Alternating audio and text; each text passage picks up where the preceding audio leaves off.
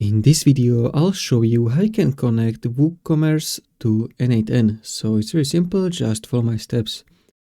So first step is to add step in n8n. So click on this plus button and in the search bar type WooCommerce and select it. From here, you can either choose triggers or actions. So let's say I'm gonna click on order created. And then click on select credential, click on create new credential, and from here you need to paste your consumer key, consumer secret, and WooCommerce URL. So go to WooCommerce and click on this WooCommerce on the left side. Then from here click on settings. Now from here go to advanced. From here click on REST API.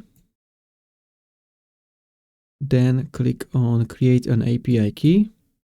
You can see you can add some description. So let's say n8n, and you can choose your user. So I'm gonna pick myself, and then in permissions, choose read and write, and then click on generate API key. As you can see, it generated both keys. So you have this secret and this consumer key. So copy the first one, paste it here, and copy the second one and paste it again here. And then you can copy your URL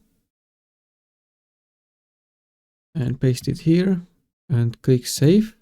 So as you can see, I don't have actually my own URL, so it's not going to work, but it's just, for example, for this tutorial, it's like enough. You're just going to paste your WooCommerce URL here, and then it's going to be connected successfully.